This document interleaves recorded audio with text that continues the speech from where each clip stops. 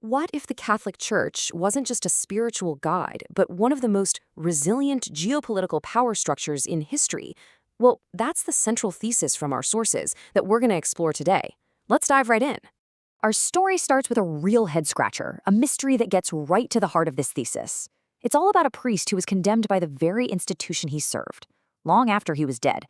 The question is, why the wait?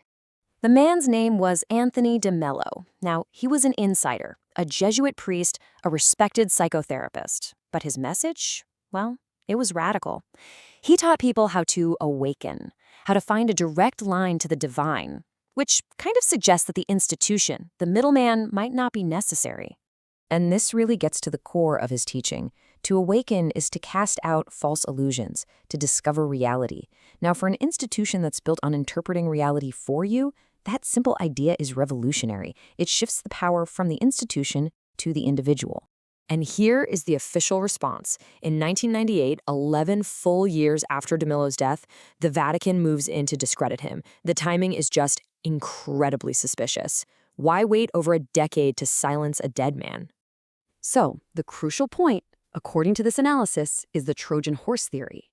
See, an enemy outside the gates is easy to fight. But de Mello was an internal threat.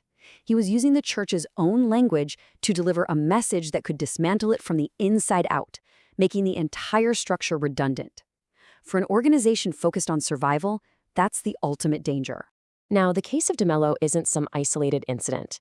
It's part of a long historical pattern, what our sources call fencing in the truth, defining what is acceptable belief and eliminating everything else. This slide breaks down the fundamental conflict. On one side, you have the institutional dogma. You need the church as the middleman, the world is a battle of good versus evil, and salvation comes from the outside. On the other side, the mystic's view. You have a direct connection, good and evil are illusions, and divinity is found within. These two worldviews, they just can't coexist in one system. And this strategy has deep, deep roots, going all the way back to the very symbiosis of Roman imperial power and religion. In 325 AD, the Roman Emperor Constantine didn't just tolerate Christianity, he co-opted it.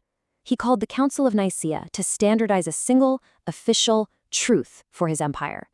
This meant choosing which gospels made the cut and labeling others, especially Gnostic texts that spoke of an inner, knowable God, as heresy. This was the moment a religion became a state institution. Centuries later, that same institution launched a crusade to wipe out the Cathars, another group that dared to bypass the hierarchy. And you fast forward to 1998, and you see the exact same institutional impulse, just with different tools, a doctrinal purge against Anthony de Mello. So, who was the modern architect of this control? The sources point to one key figure, a man tasked with defending the institution's ideological walls. Joseph Ratzinger, who would later become Pope Benedict XVI. As head of the Congregation for the Doctrine of the Faith, the modern successor to the Inquisition, his job was to be the guardian of orthodoxy. He was the system's top enforcer. The sources describe a clear institutional playbook, particularly under Ratzinger.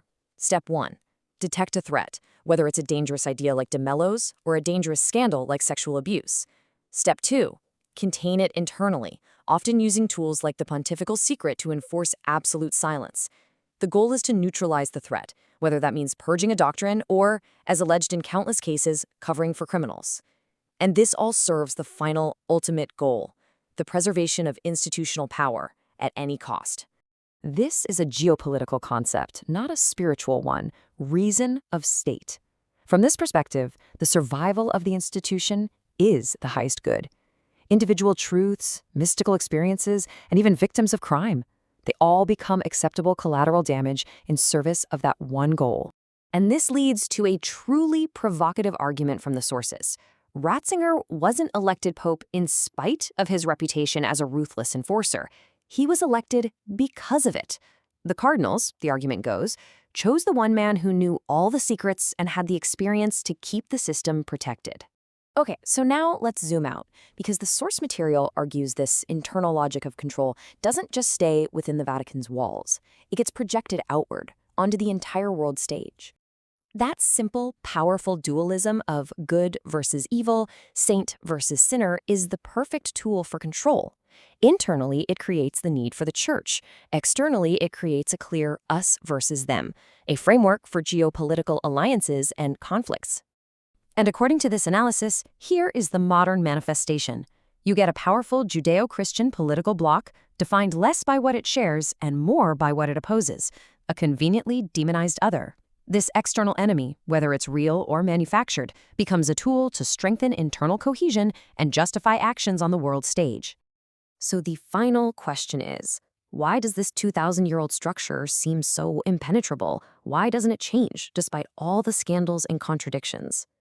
And here is perhaps the most fascinating insight from the sources. The biggest barrier to reform isn't the cardinals or the pope. It's the billions of believers around the world. Think about the psychology here. For millions of people, their identity, their morality, their entire understanding of life and death is built on this dogma. To accept that it might be a 2,000-year-old power structure built on modified lies, well, that would invalidate their entire existence. The sources argue that most people would rather have the comfort of a structured belief system than the terrifying freedom of awakening. Which leaves us with the final, challenging question that this analysis poses. If the institution is protected by its own followers, making revolution from within almost impossible, what external force or internal collapse could possibly be powerful enough to bring down a wall that has stood for 2 millennia?